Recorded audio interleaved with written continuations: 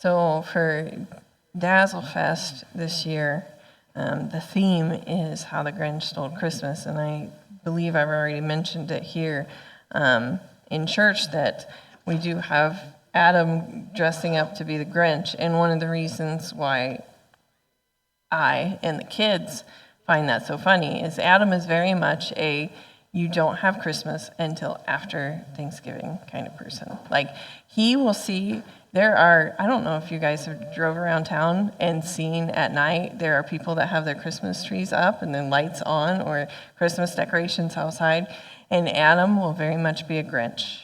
He will be like, you don't turn the lights on until you carve the turkey. Like, that's his thing. But we aren't, as a family, aren't having Thanksgiving until Friday. So I asked him, I said, can we put up the Christmas tree on Thursday since we will have everybody home, but we're not doing our Thanksgiving? Like, we technically haven't carved the turkey until Friday. And he said, yes, that's acceptable because most people will have carved the turkey at that point.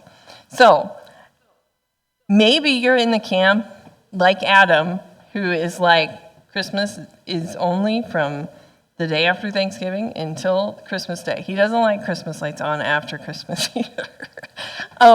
So maybe you're in that camp, or maybe you are in the, like, I wish I could have my Christmas tree up all year round camp, or maybe you're kind of in one of those extremes. But I can tell you that you probably have noticed that I feel like Christmas, in the stores at least, have continued to bump themselves up.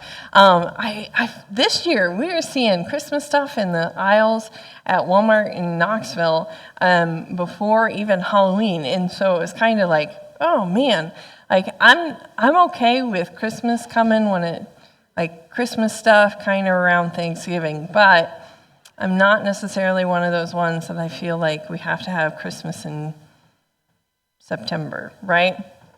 So anyway, the reason why I'm going on about Christmas is the sermon and kind of those thoughts all kind of reminded me that I doubt my kids even know this. Adam probably remembers this, but about 10 years ago, I was about ready to cancel Christmas for our family. I was like, nope, we're just not doing it. We're not going to have Christmas because we have all forgotten why we even celebrate Christmas. And I don't know if you guys have ever felt that in your life, but I was like, nope, we are focused too much in on what we're going to get for Christmas and not about that we're going to be with family, or not about that we are going to celebrate the birth of Jesus, right? And so I'm like, nope, we're too focused on other things. We're just going to cancel it for the year. We're not even going to have it. We're not even going to put the tree up. But sometimes I go to an extreme on a thought, and Adam has to pull me back on it. And sometimes he goes to an extreme on a thought, and I have to pull him back on it. But that was one of those extreme thoughts that he pulled me back from. And we did have Christmas that year. But I try to focus in, from then on, I've tried to focus in on what the true meaning of Christmas really is. It's not necessarily the presents that we get. Those are nice, right, under the tree, wrapping the pretty paper and all that. But it's really, we get to spend time with family. We get to come together. My kids always enjoy baking Christmas cookies. We do that on both sides. The girls all get together on Adam's family and bake the Christmas goodies. And in my family, my parents usually bake the Christmas cookies with their grandkids. And so there's those times of coming together and just remembering those things, but, obviously we're celebrating Jesus' birth as well, and so we have to remember that as well. And so sometimes our focus can kind of be off sometimes, and I want us to kind of remember that as we think about the passage for today, the message that we have for today. We are going back into the sermon series about harvest, and today we're going to talk about the third Pilgrim Festival, and that's Sukkot. And this would have been the third festival. This would have happened about in the fall, and that time in Jerusalem. And so this, like I said, these 3 pilgrim festivals were the times that they came back to the temple. And so Sukkot happened about the time that harvest was done every year. It was as they were finishing up the harvest, they would celebrate Sukkot. And it would be celebrated about 8 days in late September, early October. This year, it was celebrated October 6th through the 13th. And Sukkot in the Hebrew means huts or booths, and so it's also known as the Festival of Booths or the Festival of Tabernacles. Those all kind of talk about the same festival, which is that Sukkot. So the festival came, as I said, right after the harvest season was finished, and right before the rainy season. Now, one thing we have to understand as we think about this festival and this verse that we're going to get into is that Jerusalem isn't like the United States, right? That its climate is very different. It's not like Iowa, where we have precipitation pretty much all year round. They don't always have moisture, and in fact, they have a rainy season where that's when they get typically their most rain. So typically, the rainy season is from November to April, and this is when they'd have moisture, and this is when they would save up the water. And so the crops that they had mainly had to grow without moisture, or at least just getting the moisture from the ground that was already in there from that past rainy season. You guys know here in Iowa we have snow through the winter and rain through the summer and spring and fall, right? And there may be a mixture of those things at some point through the spring and fall where we have rain, but we also have snow and all that. But we, for the most part, don't have these long points of time where we go without any kind of moisture or any kind of rain. They do. It would be fairly rare for them to get rain between April and November. Rare, not unheard of, but very rare. Now, it is extremely rare for them to have rain from like July to August. No rain whatsoever. I know that we have those times where we have a couple months without rain and we start to hit into that drought, right?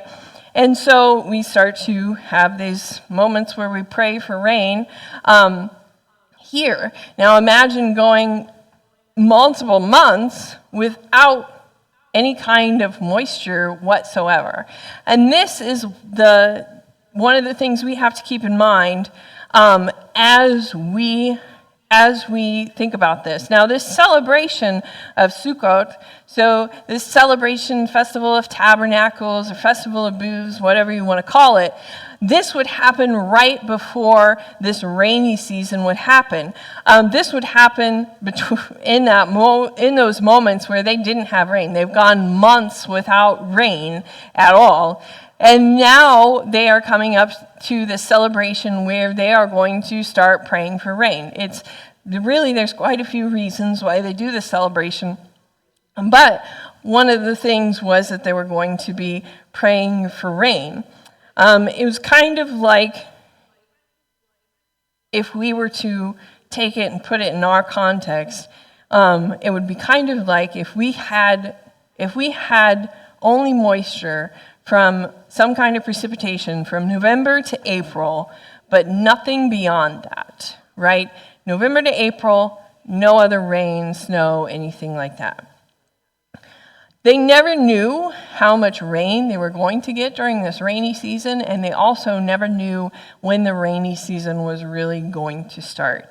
Some years were more dry than other years. Sometimes they had way more rain than what they needed. Now, keep this in remembrance. We need to remember this point because we also remember that this is a celebration, or we don't remember, but this is a celebration of remembering what it is that God has done. And so they had come up out of Egypt, right? We sang the song, "You Split the Sea so I Can Walk Right Through It." There's a reason why we sang that song. It's that remembrance of God bringing them out of Egypt into the promised land. And so in Egypt, when they needed water, they would just go to the River Nile, right?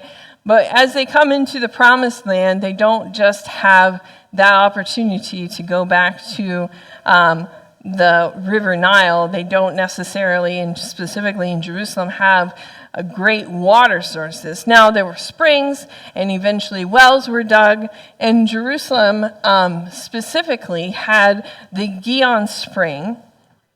And so this celebration of Sukkot, they were told by God to do this in Exodus, in the book of Exodus. They were to get together after the harvest and thank God for the harvest. And they were called to, one of the reasons why it's called the Festival of Tabernacles or the Festival of Booths or Sukkot, is they were called to build these temporary booths or tabernacles to recall the memory of the temporary shelter that they took as they were coming out of Egypt, as they were being led through the wilderness. So in this celebration, a family would build a temporary structure. And there was specific guidance on what it was that you had to, how you had to build it. People that still celebrate, the Jewish that still celebrate this, they're not just going to throw up a tent and call it good. They had specific ways that they had to build it, including they had to have some kind of earthly cover to it, like either leaves or palm branches or whatever it is. So in this time, in this celebration, this 8-day celebration, the families would build this tabernacle or this booth, and they would eat and they would sleep in this temporary structure during this celebration. And it wasn't just necessarily for your family, because if you had strangers among your people or foreigners among your people, you were asked to bring them in and to feed them, to give them shelter. And so there was this welcoming the foreigner in this celebration as well. This was another aspect of Sukkot, is that welcoming in. And so, as I said, there was a threefold reason for them to have this celebration. And the first was to remember what God has done, that God had led them out of Egypt, that they had tabernacled in the wilderness, that God had provided for them. Oh, I'm moving on, sorry. That God had provided for them. So part of the Exodus wanderings, remember, is they didn't have water. And so Moses would strike a rock with his stick, with his... you know what I'm talking about. Staff, there we go. Just had to stop thinking about it for a second. That Moses would strike the rock with the staff and they would have water. And so they would, part of this reason for the celebration was to remember this. And they were called to reflect and rejoice on the goodness of God, what God had done in those moments. They celebrated that which God had done, but also what God was doing. They celebrated the harvest. They celebrated that God was giving them water when they needed it, that God gave them food when they needed it, that God gave them water when they needed it in the wilderness, but also that God was providing for those things in those moments. As you think about this, it kind of reminds you of a celebration that we're going to have this month, right? Of Thanksgiving after the harvest, when we're thankful for the harvest that God has given to us. Now, another reason why they had this celebration, why they did this, is they also would read the Word of God, and they would regather and rejoice and reread the story of God, the story of their people. It was a reminder of what God did, what God is doing, and what God will do, right? Now, another aspect of the celebration is they would gather these 4 items and they would wave the 4, they called them the 4 spices. They would wave these 4 spices and they would say certain prayers. And these different spices would symbolize the different groups of the Israelites. Now, they would wave these in their tabernacle and say certain prayers. And these would be a palm branch. We all know what a palm branch is, and myrtle and willow, and those would all be bound together. And then they would have a citron, which is a citrus fruit that would be part of their harvest. Now, as I said, they would have this celebration before the rainy season, and part of this celebration was to pray for the rainy season, to remember what God has done, what God is doing, what God will do, a celebration that God will bring the rain to them. So in this, they would have something, in this celebration, they would have something that was called a water libation ceremony in the temple.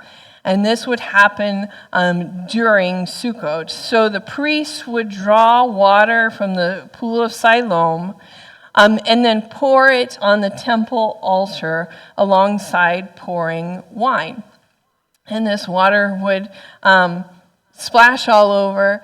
There would be a huge celebration when they would do this, as this was their prayer for rain. This is their celebration of what it is that God is going to do. The Babylon Talmud, which is a mix of teachings of the Hebrew Bible and the oral commentaries, says, "He who has not seen the rejoicing at the place of the water drawing has never seen rejoicing in his life." So you can imagine if that is what it says, like in this water libation ceremony, if you've never seen the celebration before, you've never really seen a celebration. So you can kind of imagine how big this really was and how just loud it would be. They would just continue to celebrate. Now, added into this, another one of the names of Sukkot, they would call it Hosanna Rabbah, which translates great salvation. So already in the language of the holiday, unknowingly they were speaking to Jesus, the salvation, the Messiah, the great salvation. Now, one of the reasons why they called it this, was we have these scriptures out of the Old Testament, and they would connect these scriptures of the Old Testament with the celebration that was happening. And we're going to read these scriptures, and then we're going to read a scripture out of the New Testament. So first we're going to be in Isaiah. We're going to be reading Isaiah chapter 12. This is part of where they get this idea of naming it the great salvation, about the water. And now, in Isaiah chapter 12, verse 2, we're going to start there. "Surely God is my salvation. I will trust and not be afraid. The Lord himself is my strength and my defense. He has become my salvation. With joy you will draw water from the wells of salvation. In that day you will say, 'Give praise to the Lord, proclaim his name, make known among the nations what he has done, and proclaim that his name is exalted. Sing to the Lord, for he has done glorious things. Let this be known to all the world. Shout aloud and sing for joy, people of Zion. The great is the Holy One of Israel among you.'" So they had this, surely God is my salvation. With joy you will draw draw water from the wells of salvation. And so they bring this language in, talking about the wells of salvation. Now, another verse we're going to look at in Isaiah is in Isaiah chapter 55. We're just going to read verses 1 through 3 on that when I get there. One more page. Come, all who are thirsty, come to the waters. And you who have no money, come buy and eat. Come buy wine and milk without money and without cost. Why spend money on what is not bread, and your labor on what does not satisfy? Listen to me, and eat what is good, and you will delight in the richest of fare. Give ear and come to me. Listen that you may live. I will make an everlasting covenant with you. My faithful love promised to David. This is from the prophet Isaiah, speaking about this living water, right? This give ear and come to me. Listen that you may live, right? And they're pulling this out. They're reading these scriptures. They're understanding this, that there's living water, right? There's water. Water lets them live. Now, as they were celebrating this and they would have the water libation ceremony, they had Sukkot. There was a moment where Jesus was there for this, right? It was one of those celebrations where they would come to Jerusalem. And Jesus was there. And so this is the setting, the backdrop that we find this verse in. In John chapter 7, we read this. Starting verse 37. On the last and greatest day of this festival, this would be the festival of Tabernacles, the festival of booths, right? Jesus stood and said in a loud voice, as they're doing this water libation ceremony, "Let anyone who is thirsty come to me and drink. Whoever believes in me, as scriptures has said, rivers of living water will flow from them." By this he meant the Spirit, whom those who believed in him were later to receive. Up to that time, the Spirit had not been given, since Jesus had not yet been glorified. Thank you, John, for explaining that to us, right? That Jesus is talking about the Spirit. Now, the verses in Isaiah and the other places in the Old Testament, water is mentioned. There's also this remembrance of being tabernacled in the wilderness would all come to mind. And watching this water libation ceremony, Jesus says, I'm the one that gives you living water, right? I am the one that gives you water, this living water. As they're pouring out this water, praying for rain from God. And so they understand that Jesus is saying, I am God, right? And so he's saying, I'm the one that gives the Spirit. I'm the one that gives you the living water. Jesus would be there as this celebration was taking place, as this water libation would happen. And Jesus announces to the crowd, you can pray for water, but I am the living water. I am the one who gives water. Now, as I heard it put this week, that there weren't a whole lot of people that stayed neutral to anything that Jesus said, right? We can understand that from the scriptures. That there were people that went, yeah, what you said really makes sense, and I want to follow you. Or what Jesus said really made people angry. And there was this great divide that was happening, and as he says this, you read in the scriptures, they debating, well, what is he meaning by this? Why would he say this? Some people felt like he was blaspheming, and some were like, okay, well, living water, I could go for that. Jesus was basically telling them, you can have water, but that doesn't mean that you have life, right? we understand that we need water for life. But Jesus was saying, you can have water, but that doesn't necessarily mean you have life. You can have harvest, but that doesn't necessarily mean that you are living. You can celebrate, but you don't necessarily know what you're celebrating. Or you can have this living water. Maybe you've missed the point of this. Is kind of along the lines of where Jesus is going. The water of salvation has come, right? He's saying the water of salvation has come. You talk about the water of salvation, you have this ceremony.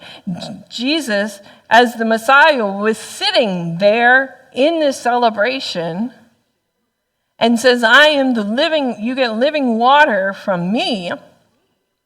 The Spirit will come. But what happens in this? They reject him. The one that God sent, they will reject him over customs in religion that they think that they have, right?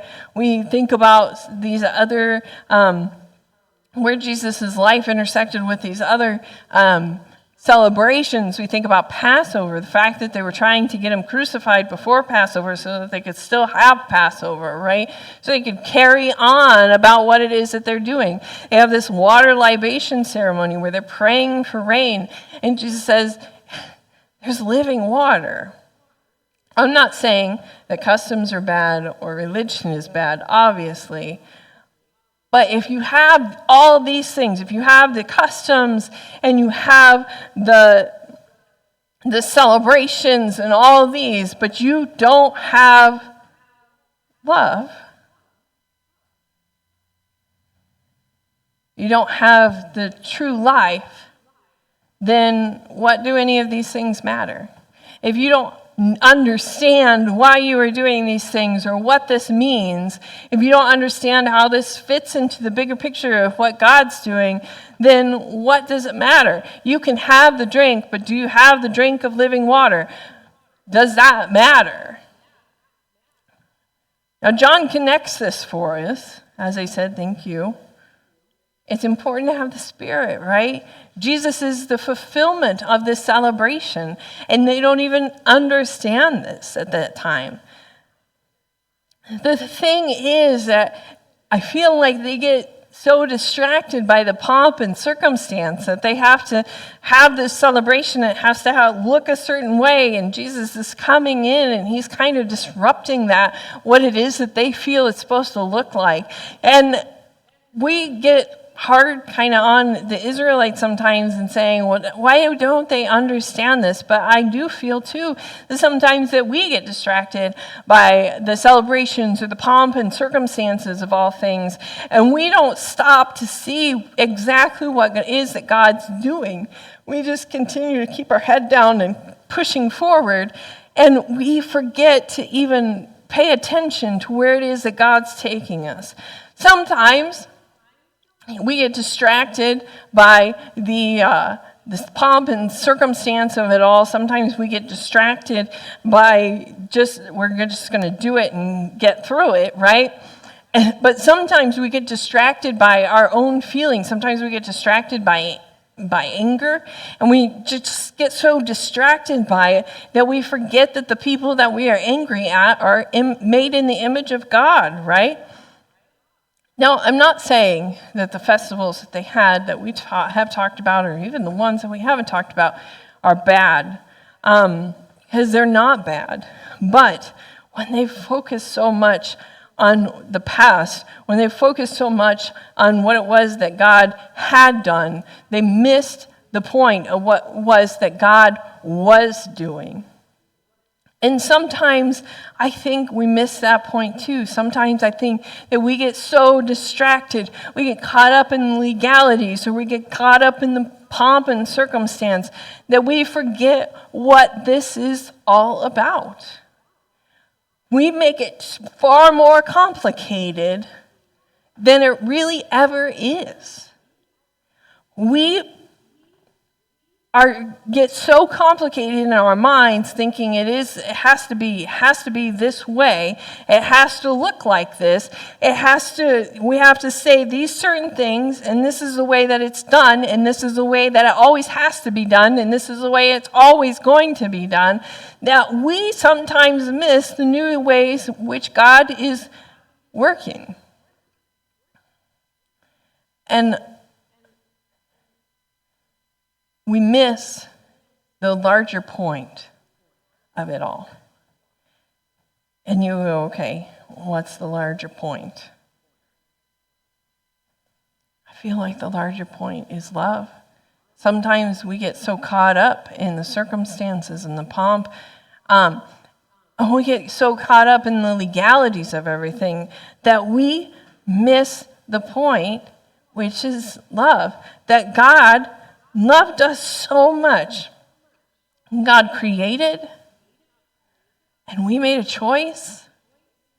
And God loves us so much that He continues to pull us back in.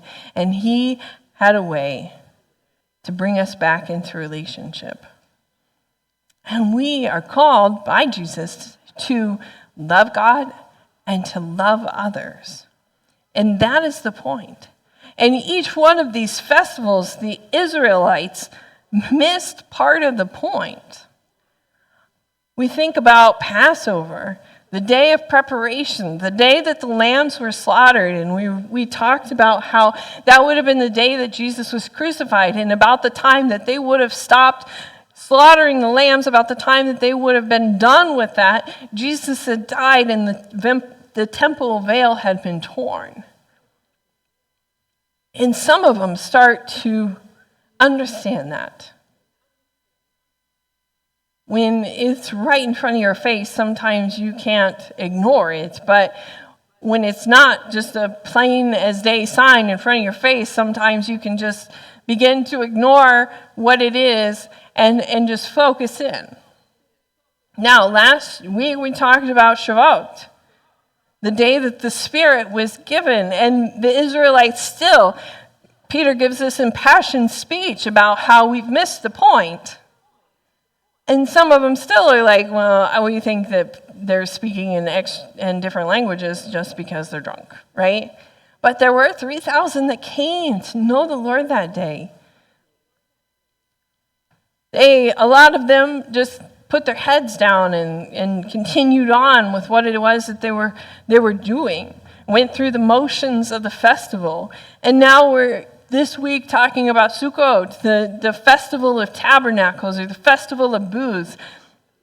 And Jesus is standing there and saying, you can pray for water, but this water doesn't necessarily give you life, right? Jesus is telling them that they have access to living water.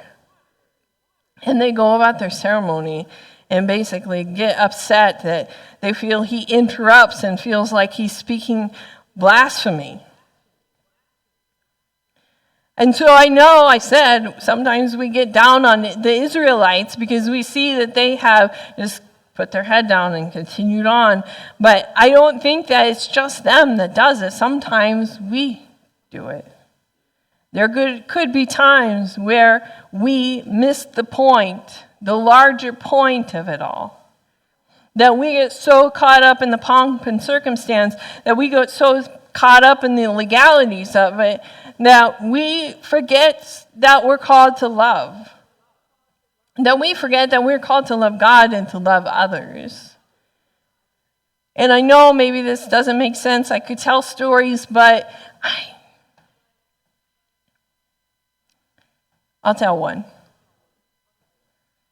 I know a young man who was welcomed in by a church, and he said he didn't understand it was so different to be in that church than it was to be in other churches, because the other churches saw him as someone who was homeless, as someone who was dirty, as someone that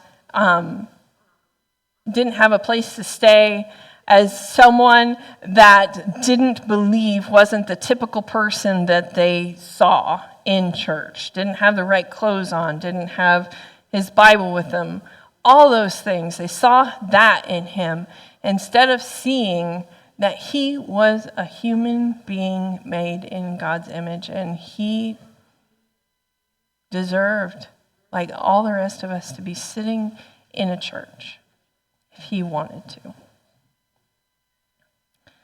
Sometimes we get so caught up in the legalities and the pomp and circumstance of it all that we forget we are called to love God and to love others. We miss sometimes what God is doing in that moment. I had a meeting this week, and we were talking about like being so busy that sometimes you forget to just look up. You forget to even pay attention to what's going on around you. But also sometimes you will get so busy looking at everything going on around you that you forget to get done what it is that you're called to do. And in the Church of the Nazarene, we sometimes say you have to hold both of these things in tension. To be willing to look around and see what it is that God's doing, but also to do what it is that we're called to do. And we've got to hold that in tension. And sometimes it leans one way or the other, but we've got to continue to get it back to center, where it is that God's called us. And so that is where we need to focus on today. This is where I feel like God was taking us in the scriptures, is that we just don't get so distracted. We don't just get so distracted. Another story I'm going to tell.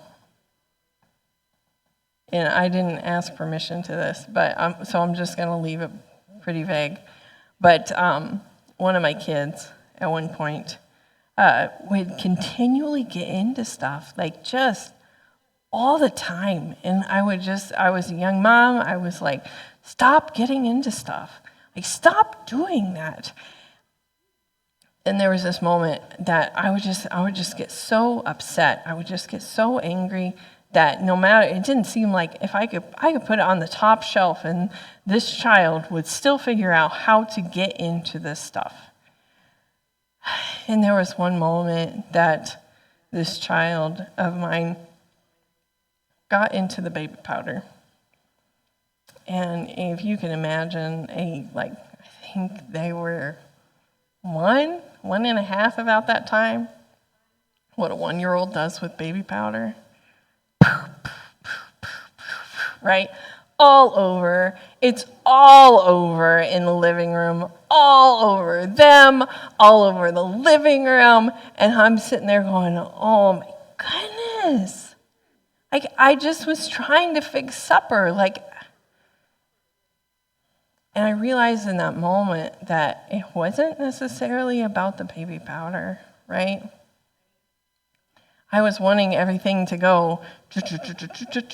I wanted my kid to do exactly what it was that I wanted them to do, and exactly when I wanted them to do it, And I realized there was a beauty in that. And I took a picture.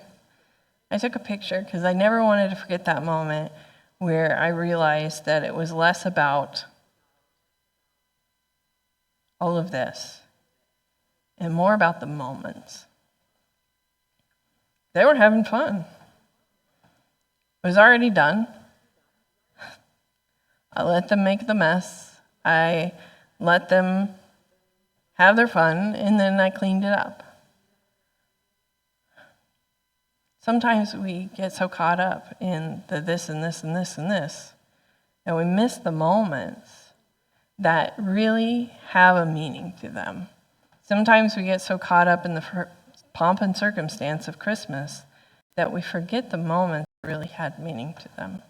Sometimes we get so caught up in the pomp and circumstance of Thanksgiving, we really miss the moments that have meaning to them. And that's not what we're called to do, right? To miss the moments. We're called to live in those moments, to do what it is that God's asked us to do, but also to be open and understanding what it is that God is doing in those moments. And so I pray that that is our prayer this week.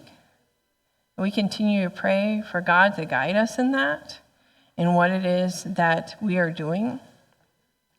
So ultimately, we can try and try and try in our own strength, and we're not going to make it, right? We need that Spirit. We need the Spirit. We need Jesus to show us. We need God to show us, to guide us in what it is that we need to do and what we need to see, right? And so we need to just continue to pray that this week, that we don't get distracted by things that we shouldn't get distracted by. And I know that's pretty vague, but I want us to just continue to think about these celebrations of what has happened in these scriptures, of what Jesus says about these celebrations, and just continue to remind ourselves to look for what it is that God's doing in those moments. We're going to close out with the song, Lord, I Need You, because I do, we need him, just like the scripture said. We have this living water, right, that we have access to, and the Spirit can guide. So I pray that we just continue to live that out, and understanding that we need God every single day to teach us, to guide us, to learn how to love God and to learn how to love others through the guidance of the Holy Spirit. Let's go ahead and sing, Lord, I Need You.